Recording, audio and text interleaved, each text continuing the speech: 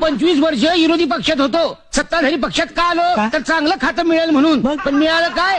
दुष्काळ खातं. खायला निदान सुकाळ खातं तरी द्यायचं. सुकाळ खातं? अहो म्हणजे महसूल खातं, नगर विकास खातं, हे खातं ते खातं, ज्या खात्यात खाता येतं ते खातं. अहो काही आमदारांचं बरं असतं बघा, अहो रसिकतेच्या नावाखाली जाऊन बसत्यात तमाशाला.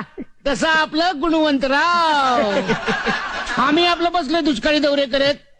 बरं ते जाऊ दे, आपला दौरा कुठल्या कुठल्या भागात आहे? हे म्हणजे बघा आपलं वनवासवाडी, ओसारवाडी, खरकटवाडी. म्हणजे तुमच्या सासूरवाडीला आहे म्हणा की. अहो काय सेक्रेटरी, तुम्हाला काही लाज लज्जा आहे का? अहो दुष्काळाचा दौरा चांगला थंड हवेच्या ठिकाणी काढायचा. माथेरान, महाबळेश्वर, लोणावळा, खंडाळा, हे खळा ते खळा.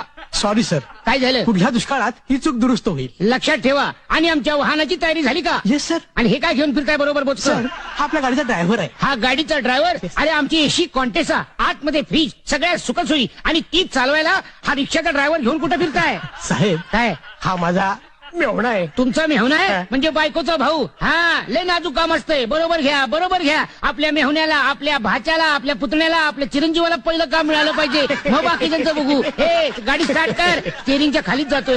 हे एसी ऑन कर, एसी. प्रवास आहा कसा अगदी लोणावळ्याला असल्यासारखं वाटतंय. वा हा हा हा. काय झालं बॉम्बलायला?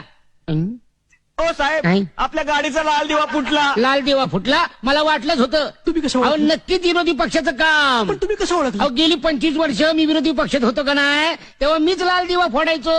अहो लाल दिवा फोडण्यापलीकडे दुसरा विरोध केलाच नाही आम्ही.